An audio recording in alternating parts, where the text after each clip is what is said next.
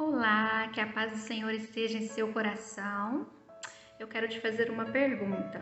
Você sabia que Deus tem uma linguagem de amor? Uma maneira que Ele se sente verdadeiramente amado? Uma forma que você consegue arrancar um sorriso de Deus?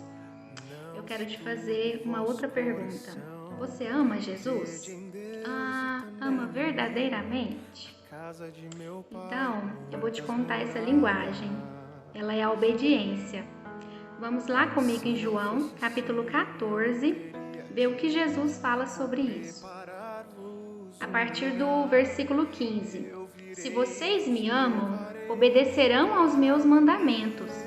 Quem tem os meus mandamentos e lhes obedece, esse é o que me ama. Aquele que me ama será amado por meu Pai, e eu também o amarei e me revelarei a ele. Se alguém me ama, guardará a minha palavra. Meu Pai o amará, nós viremos a ele e faremos nele morada. Aquele que não me ama não guarda as minhas palavras. Essas palavras que vocês estão ouvindo não são minhas, são de meu Pai que me enviou. Todavia, para que o mundo saiba que amo o Pai e faço o que meu Pai me ordenou, levantem-se e vamos-nos daqui. Então, aqui Jesus fala, Quem são as pessoas que amam a Ele? Então, são as pessoas que obedecem a Ele, guardam a sua palavra. E no versículo 31, ele dá o exemplo. Então, ele fala que para que o mundo saiba que eu amo o Pai, eu faço o que o meu Pai me ordenou. Então, ele mesmo fala e dá o exemplo. Ele faz o que o Pai ordena. Então, porque ele ama o Pai, ele obedece ao Pai. Então, aqui ele fala e ele dá também o exemplo. E eu te pergunto novamente, você ama Jesus? Ama mesmo? Então, vamos continuar.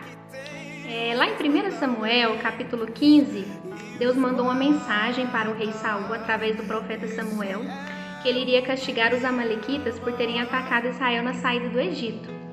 Deus ordenou que ele atacasse os amalequitas e destruísse tudo e não poupasse nada. Essa foi a ordem que Deus deu para o rei Saul. Mas Saul poupou o rei deles, dos amalequitas, o Agag, e o melhor dos bois e das ovelhas. E quando Samuel foi falar com ele, ele disse que deu a desculpa de que era para oferecer em sacrifício ao Senhor. Então, lá em 1 Samuel capítulo 15, nos versos 22 e 23, vamos ler o que o Senhor fala através do profeta Samuel para o rei Saul. Samuel, porém, respondeu: acaso tem o Senhor tanto prazer em holocaustos e em sacrifícios, quanto em que se obedeça a sua palavra? A obediência é melhor do que o sacrifício, e a submissão é melhor do que a gordura de carneiros.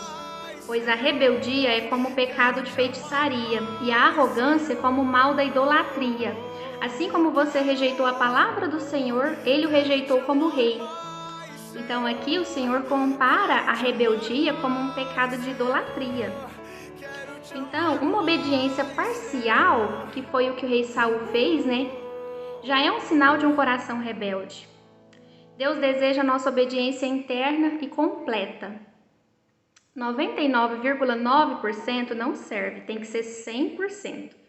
Porque ele se entregou primeiro por nós 100% na cruz, então ele não aceita menos do que isso de nós. Porque antes de cobrar alguma coisa de nós, ele já fez por nós primeiro. Então, Jesus, ele sempre demonstra misericórdia ao pecador arrependido, mas logo em seguida ele também sempre alerta: vá e não peques mais. Ou seja, ele te aceita como você está, mediante ao seu sincero arrependimento dos seus pecados, mas ele transforma a sua vida. Não há condição para a salvação, isso é um fato.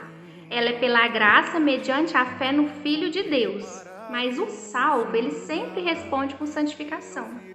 E santificação não é perfeição, Não é você ser perfeito, é você ser escolhido, separado para um propósito. A justificação e a santificação, elas andam juntas, de mãos dadas, como os dois lados de uma mesma moeda. A moeda é uma coisa só, mas ela tem ali os dois lados que faz com que ela seja uma moeda. Nenhuma obra nos salvará, mas a santidade será uma das evidências da nossa salvação.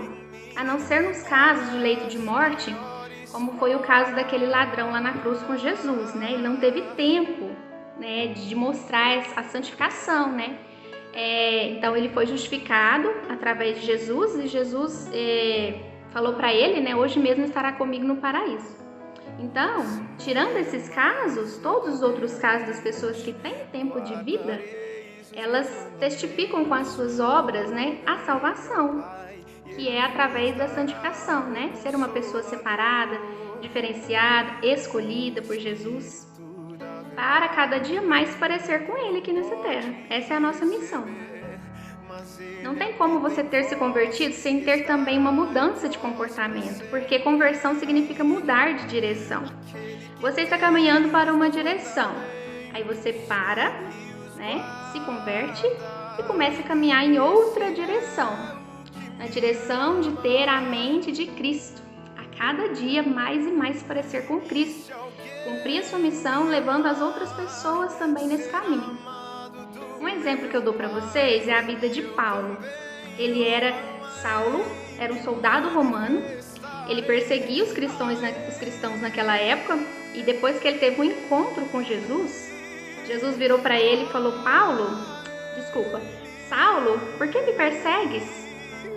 E quando ele viu que era Jesus, na mesma hora que ele teve aquele encontro, né, que Deus tocou o coração dele, ele já se arrependeu, né, dos seus pecados.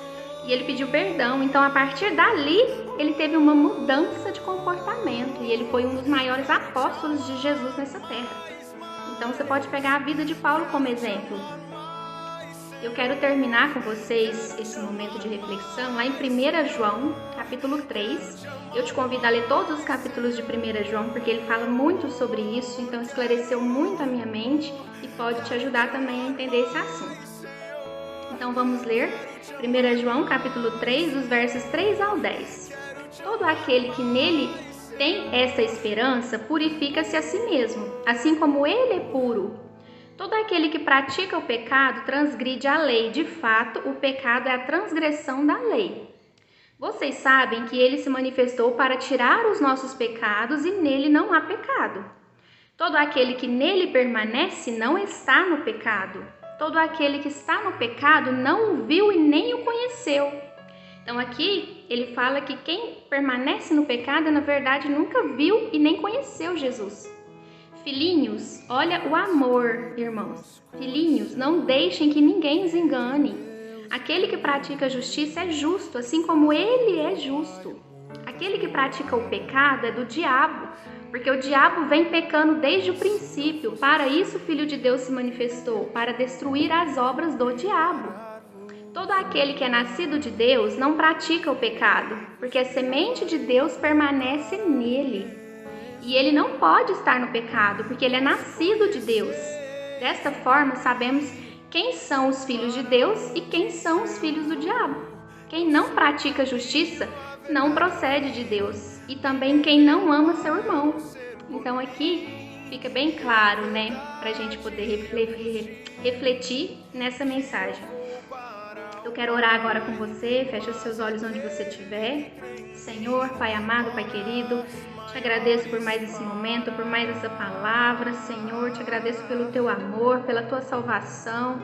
Te agradeço, Senhor, porque não merecemos, mas o Senhor é tudo na nossa vida. O Senhor nos transforma a cada dia, o Senhor nos renova a nossa mente conforme a mente de Cristo, teu amado Filho. Senhor, eu quero te pedir, Senhor, que nos ajude a andar em obediência à tua palavra, Senhor, guardando a tua palavra em nossos corações com sinceridade, que possamos andar em retidão aqui nessa terra, que possamos dar um bom testemunho, Senhor, da tua graça, da tua obra, e que as pessoas possam ver através do nosso testemunho se converter também, Senhor, e alcançar assim a salvação.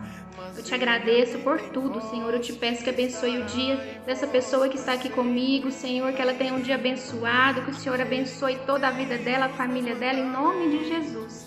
Eu te agradeço por tudo. Amém. Tenha um bom dia.